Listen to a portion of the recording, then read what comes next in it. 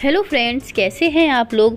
Friends, आज की video में हम बात करेंगे दक्षिण भारत के कैलाश यानी कि श्रीशैलम मल्लिकार्जुन ज्योतिर्लिंग के बारे में। मल्लिकार्जुन ज्योतिर्लिंग 12 पवित्र ज्योतिर्लिंगों में द्वितीय स्थान पर है। यह आंध्र प्रदेश में कृष्णा नदी के तट पर श्रीशैलम नाम के पर्वत पर स्थित है। इस मंदिर को दक्षिण का कैलाश पर्वत कहा जाता है। माता पार्वती का नाम मल्लिका है और भगवान शिव को अर्जुन कहा जाता है। इस प्रकार दोनों को मिलाकर इसे श्री मल्लिकार्जुन ज्योतिर्लिंग के नाम से जाना जाता है। ये ज्योतिर्लिंग 12 ज्योतिर्लिंगों में से एक ज्योतिर्लिंग भी है और माता सती के 51 शक्तिपीठों में से एक शक्तिपीठ भी है। कहते हैं कि यहाँ पर माता सती की गर्दन गिरी थी। फ्रेंड्स, अगर आप भी श्रीशैलम मल्लिकार्जुन ज्योतिर्लिंग जाने का प्लान कर रहे हैं तो ये वीडियो आपके लिए काफ़ी ज़्यादा हेल्पफुल रहेगा। फ्रेंड्स, आज के वीडियो में हम आपको बताएंगे कि हमको श्रीशैलम कैसे पहुंचना है, श्रीशैलम में पहुंचने के बाद हमको वहां कहां रुकना है और वहां निःशुल्क भोजन प्रसाद की कहां व्यवस्था रहती है और श्रीशैलम में हमें कहां कहां घूमना है। और वीडियो के लास्ट में हम ये भी जानेंगे कि श्रीशैलम ज्योतिर्लिंग के दर्शन करने के लिए हमारा कुल खर्चा कितना आएगा। फ्रेंड्स, इस वीडियो में हम आपको सारी बातों को डिटेल में बताएंगे जिससे आपको श्रीशैलम ज्योतिर्लिंग के दर्शन करने में कोई परेशानी ना हो। तो चलिए फ्रेंड्स, एक एक करके सारी बातों को विस्तार पूर्वक समझते हैं। और अभी तक अगर आपने हमारे चैनल को सब्सक्राइब नहीं किया है तो प्लीज़ हमारे चैनल ट्रैवल कंपेनियन को सब्सक्राइब कर दें और बेल आइकन को भी प्रेस कर दें ताकि आने वाले वीडियोस की नोटिफिकेशन सबसे पहले आपके पास पहुँचे। तो चलिए फ्रेंड्स, वीडियो शुरू करते हैं। सबसे पहले बात करते हैं कि हम श्रीशैलम मल्लिकार्जुन ज्योतिर्लिंग कैसे पहुँचे। फ्रेंड्स, मल्लिकार्जुन ज्योतिर्लिंग पहुंचने के लिए आपके पास 3 ऑप्शन हैं। तीनों ऑप्शन को हम विस्तार पूर्वक समझते हैं। अगर पहले ऑप्शन की बात करें तो वो है बाई ट्रेन। अगर आप बाई ट्रेन मल्लिकार्जुन आना चाहते हैं तो वहां का जो नियरेस्ट रेलवे स्टेशन है वो है मरकापुर रोड रेलवे स्टेशन। और मरकापुर रेलवे स्टेशन से श्रीशैलम की जो दूरी है वो करीब 90 किलोमीटर है। तो फ्रेंड्स, आप जिस भी शहर से आ रहे हैं तो आपको सबसे पहले आना होगा मरकापुर रोड रेलवे स्टेशन। और मरकापुर रोड रेलवे स्टेशन उतरने के बाद आपको 90 किलोमीटर का सफ़र बाई बस ही तय करना होगा। अगर यहाँ मैं बस की बात करूँ तो बस की यहाँ पर ऑनलाइन बुकिंग होती है जो कि आप आंध्र प्रदेश की स्टेट ऑफिशियल वेबसाइट पर जाकर करा सकते हैं। और बस वाला यहाँ आपसे 160 रुपये चार्ज करेगा पर पर्सन का और आपको श्रीशैलम मल्लिकार्जुन ज्योतिर्लिंग छोड़ देगा। तो फ्रेंड्स, अगर आप मरकापुर रोड तक आ रहे हैं तो आप अपनी बस की जो बुकिंग है वो ऑनलाइन ही करा लें। वहीं यदि आपको मरकापुर रोड तक के लिए ट्रेन नहीं मिलती है तो आपके पास दूसरा ऑप्शन है कर्नूल सिटी रेलवे स्टेशन का। कर्नूल सिटी से श्रीशैलम की जो दूरी है वो करीब 180 किलोमीटर है। और अगर यहाँ मैं बात करूँ कि कर्नूल सिटी रेलवे स्टेशन से हम श्रीशैलम मल्लिकार्जुन ज्योतिर्लिंग कैसे पहुँच सकते हैं तो उसके लिए आपको सबसे पहले यानी कि कर्नूल सिटी रेलवे स्टेशन से आपको जाना होगा बस स्टैंड, जो कि कर्नूल सिटी रेलवे स्टेशन से करीब 1.5 किलोमीटर की दूरी पर स्थित है। तो आपको वहाँ पर ऑटो वाला छोड़ देगा जो आपसे 20 रुपये चार्ज करेगा। फ्रेंड्स, बस स्टैंड पहुंचने के बाद आप वहां से श्रीशैलम के लिए बस पकड़िए। अगर यहां पर बस की बुकिंग की बात करें तो यहां पर भी बस की ऑनलाइन बुकिंग होती है जो कि आप Andhra Pradesh state road transport की ऑफिशियल वेबसाइट पर जाकर अपनी बस की ऑनलाइन बुकिंग करा सकते हैं। और ये 180 किलोमीटर की दूरी आप 6 से 7 घंटे में तय कर लेंगे और इसके बाद आप पहुँच जाएंगे श्रीशैलम मल्लिकार्जुन ज्योतिर्लिंग। तो फ्रेंड्स, ये तो हो गई बाई ट्रेन मल्लिकार्जुन ज्योतिर्लिंग पहुंचने की। अब बात करते हैं दूसरे ऑप्शन की और वो है बाई फ्लाइट का। फ्रेंड्स, अगर आप बाई फ्लाइट मल्लिकार्जुन ज्योतिर्लिंग आना चाहते हैं तो आपको आना होगा हैदराबाद के राजीव गांधी इंटरनेशनल एयरपोर्ट और इससे आगे की दूरी आपको बाई बस ही तय करनी होगी। और हैदराबाद से श्रीशैलम की जो दूरी है वो करीब 260 किलोमीटर है जो कि बस वाला आपसे 10 से 12 घंटे लेगा और आपको श्रीशैलम मल्लिकार्जुन ज्योतिर्लिंग पहुंचा देगा। फ्रेंड्स, अब बात करते हैं यहाँ आने के तीसरे ऑप्शन की और वो है बाई बस का। तो आंध्र प्रदेश के विभिन्न शहरों से आपको मल्लिकार्जुन ज्योतिर्लिंग जाने के लिए डायरेक्ट बस की सुविधा मिल जाएगी। अगर आप आंध्र प्रदेश के अलावा देश के विभिन्न शहरों से मल्लिकार्जुन जाने का प्लान बना रहे हैं तो आपको अपने शहर से हैदराबाद के लिए बस पकड़नी चाहिए, जो मल्लिकार्जुन ज्योतिर्लिंग का सबसे नज़दीकी और बड़ा शहर होने के साथ साथ आंध्र प्रदेश की राजधानी भी है। हैदराबाद के लिए आपको आसपास बहुत सारे राज्यों के प्रमुख शहरों से डायरेक्ट बस की सुविधा मिल जाएगी और हैदराबाद पहुंचने के बाद आप दूसरी बस पकड़कर डायरेक्ट मल्लिकार्जुन ज्योतिर्लिंग तक जा सकते हैं।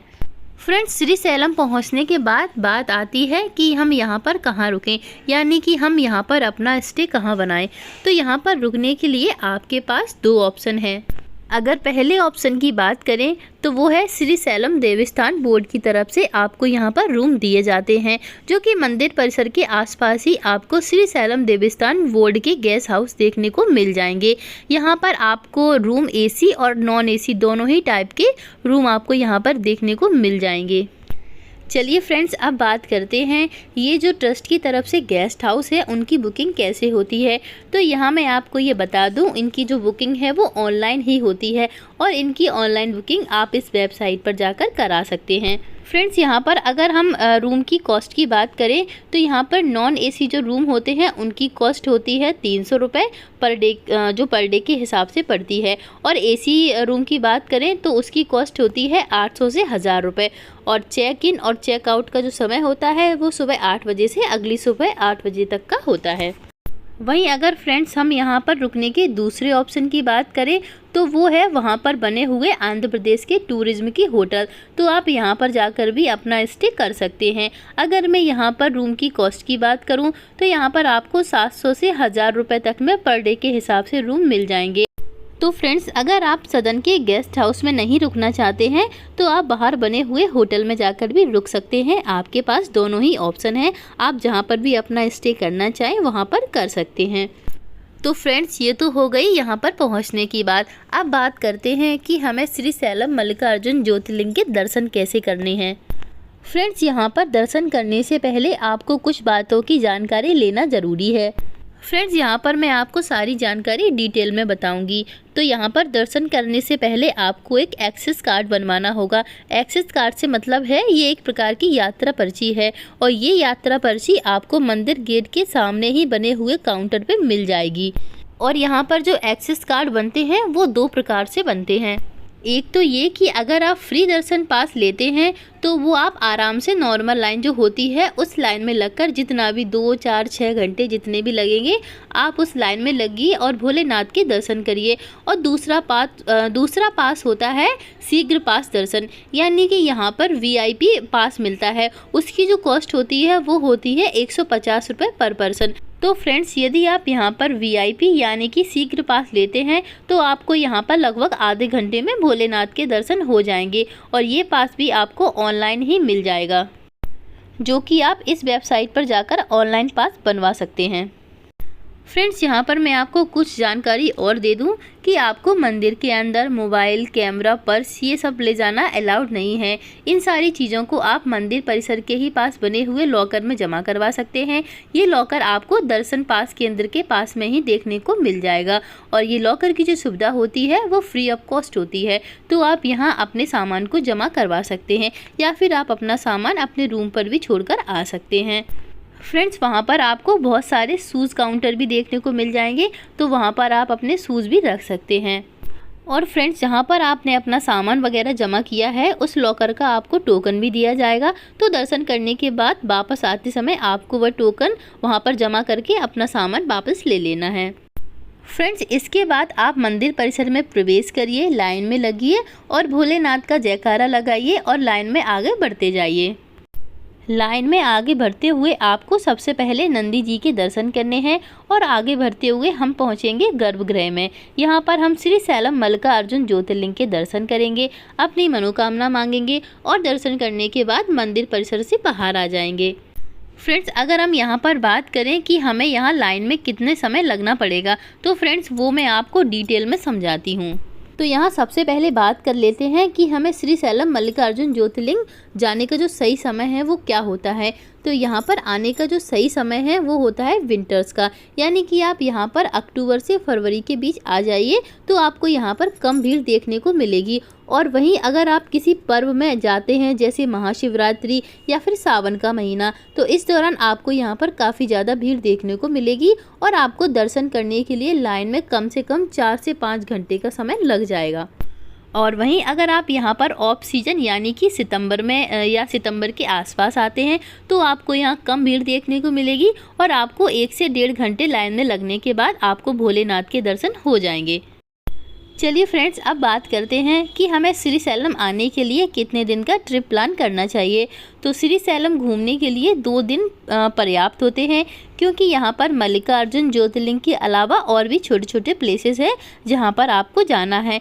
तो यहाँ पर एक दिन आप मल्लिकार्जुन ज्योतिर्लिंग के दर्शन करिए और दूसरे दिन यहाँ की जो भी आसपास जगह हैं उनको आप विजिट करिए। तो 2 दिन यहाँ पर्याप्त होते हैं श्रीशैलम को घूमने के लिए। चलिए फ्रेंड्स, बात करते हैं कि श्रीशैलम में खाने पीने की क्या व्यवस्था है।